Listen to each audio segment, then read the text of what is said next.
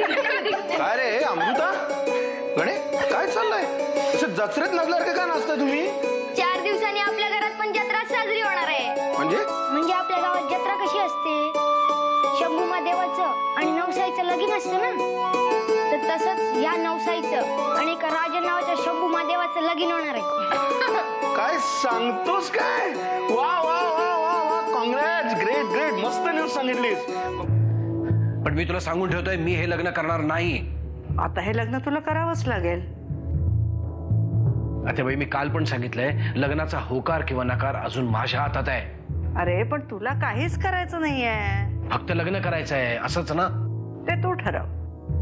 लग्नाच्या मांडवात नवरा मुलगा म्हणून यायचं का नुसतं अक्षता टाकायला यायचं?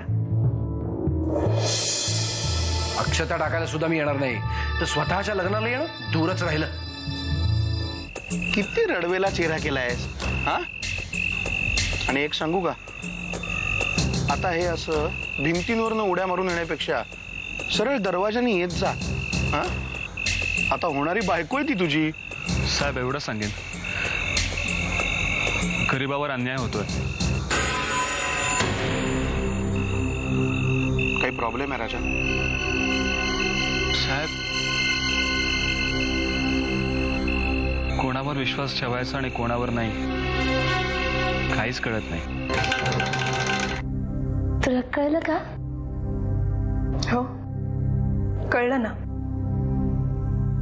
आणि हेही कळलं की आता अख्खं घर आनंदाने नाचतंय. मग तुला आनंद नाही झाला? कसा आनंद होईल मला जानकी? आज दिवसभर माझा नवरा त्याच्याच घरात कैदी होऊन बसला होता.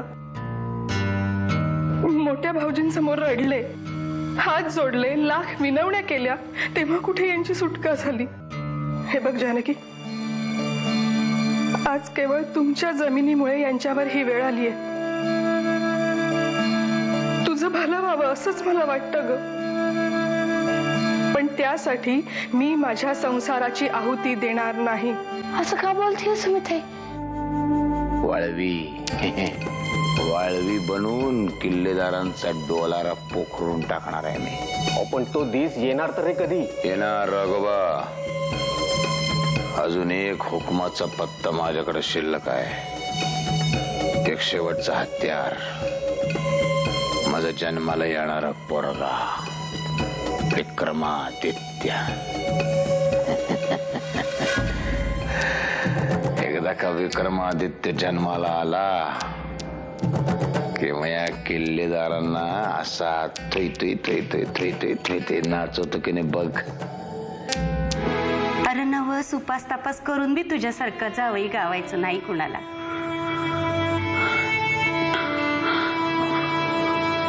रखमा मावशी, खरंच देव असतो का ग?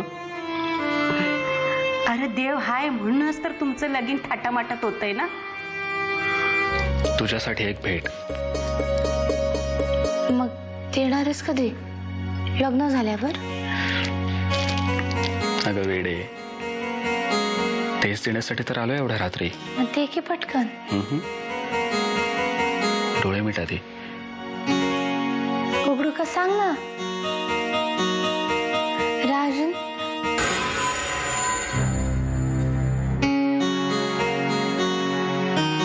हाय येडी मी जागेपणी सुद्धा स्वप्न पाहायला लागले.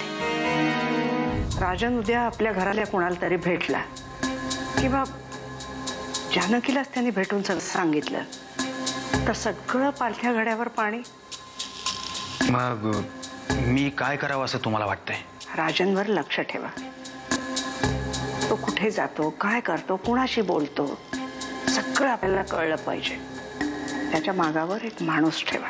नात्याबाई, तुम्ही म्हणताय तसं राजन इथे येऊन जानकीला भेटला आणि तिच्याशी सगळं बोलला तर हे प्रकरण आपल्या हाताबाहेर जाईल. त्यावेळेला काय करायचं एवढंच मला सांगा. पुढचे 4 दिवस राजन या घरात येणार नाही आणि आपल्या घरातलंही कोणी त्याला भेटणार नाही. ही जबाबदारी माझी. कळलं.